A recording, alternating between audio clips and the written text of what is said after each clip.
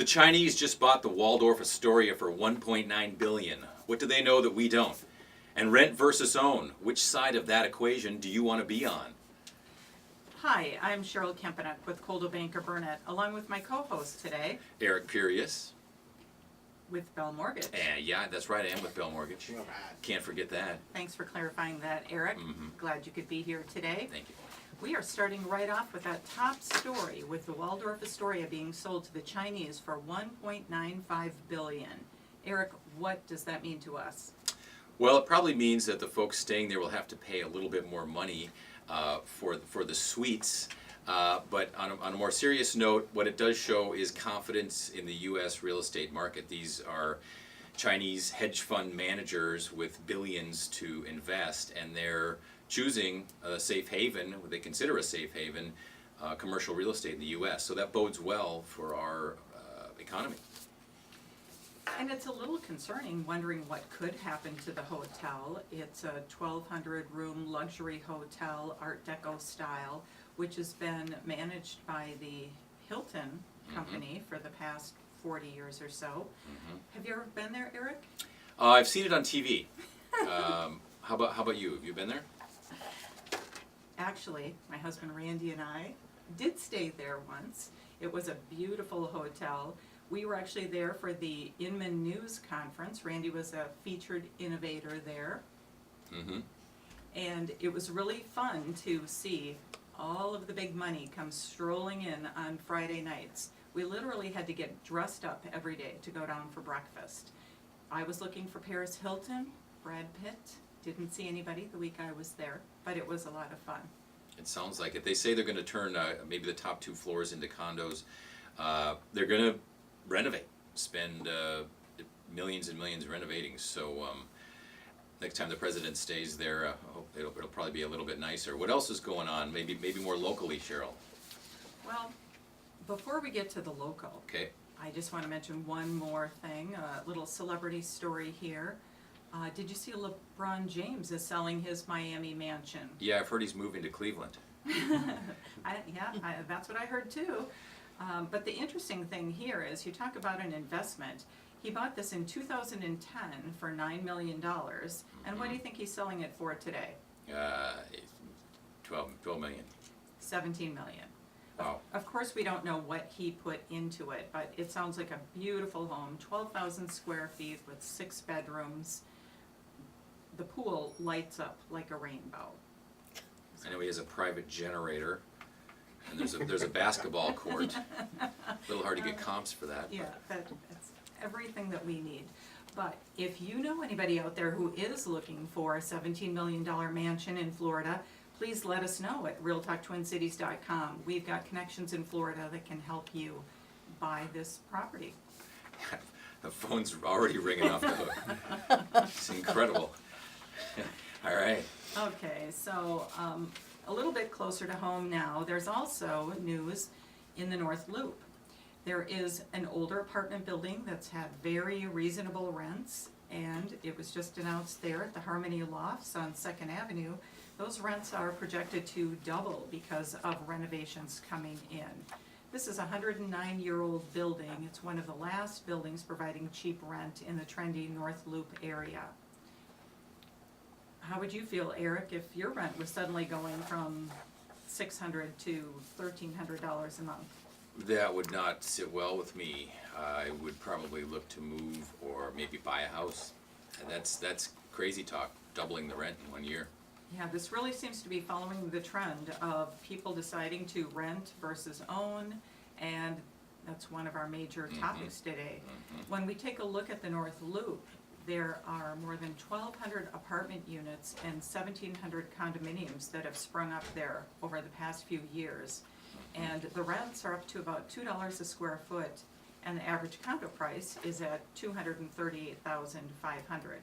So we'll be comparing some of that information a little more closely in the next segment. One other thing that I was going to talk about too is the university market. The same thing is happening there. There's been about 1,000 new apartments this year opening up with about 2,900 beds. This is the building boom is huge over there. I don't know if you've seen all of the cranes and the traffic jams that are going on in addition to the Vikings playing over there. It's really a mess. Mostly rental, that's what you're talking about, it's going up, right? Exactly. Okay. And the surprising thing is the occupancy rate for the student apartments near the U is 90%.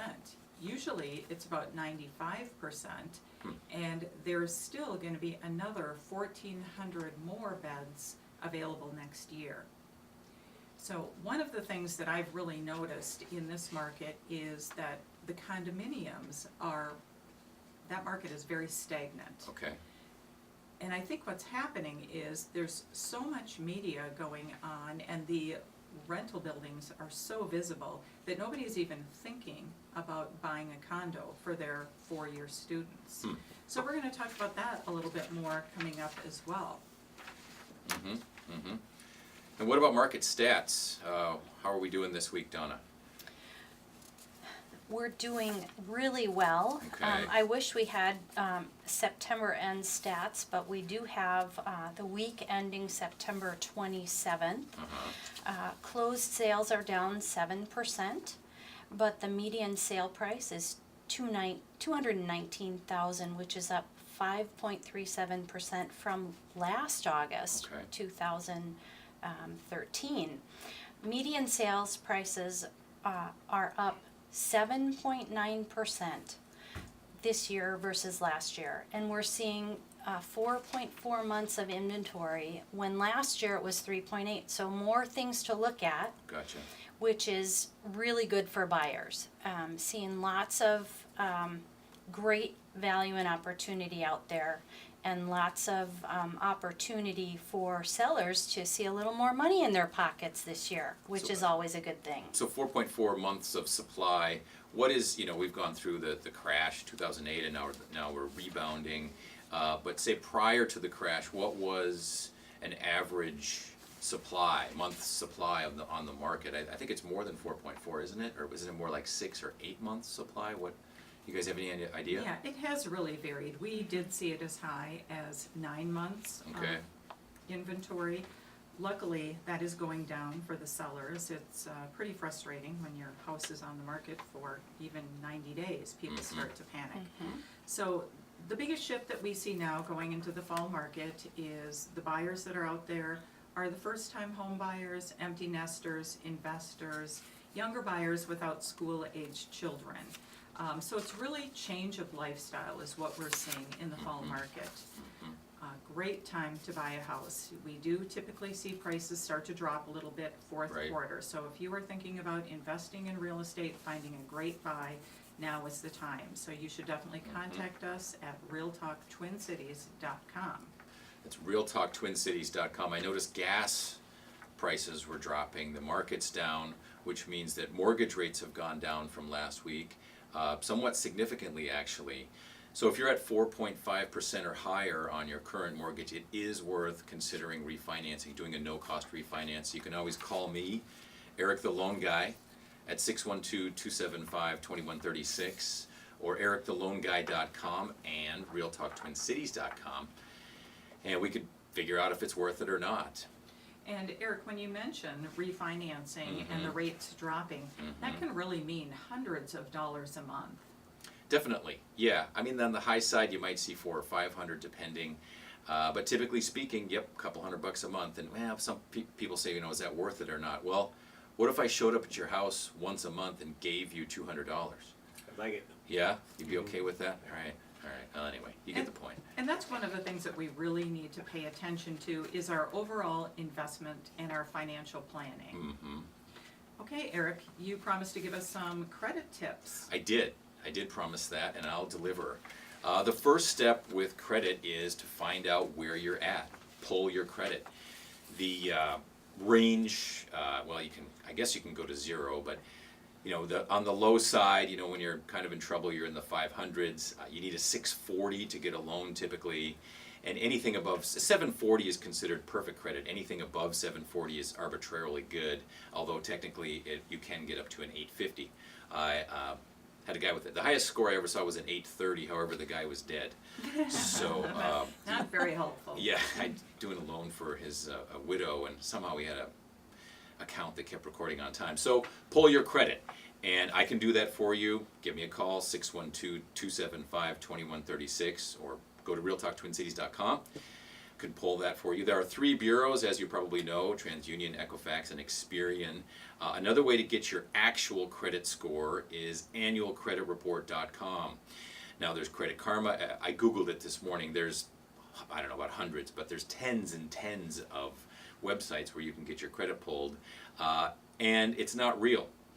The only real reports you can get are from me or another lender, or go to annualcreditreport.com. The other ones are soft pulls. They're sort of a guess at your scores, and usually they're too high. So you're going to want to get your credit pulled by me or annualcreditreport.com. They have to provide you with a free the bureaus have to provide you with a free annual report every year. Just some real quick things with your balances. You want to keep your credit cards at or below 50% of the limit. You want to have 3 trade lines, in other words, 3 open credit cards, a car loan. And also, if you have a card that's dormant but on-time payments, don't close them. So those are some quick tips. We can go through a lot more with you if you get a hold of us. I know that in the next segment, we've got Matt Baker coming in, right, Cheryl? He's a VP of Coldwell Banker. Matt Baker is actually the Senior Vice President of Coldwell Banker Burnet, and we're really excited to have him stop in and chat with us. And myth versus reality. Loans are hard to get. Are loans hard to get these days? We will dispel that myth, and also we're going to talk about rent versus own. I mentioned before, which side of that equation do you want to be on? Do you want to be on the investor side or on the pay side? So Cheryl, I know you mentioned before that some folks were, you were talking about that, the investment side of things with, all the developers that own and charge you rent, they're the ones making the money.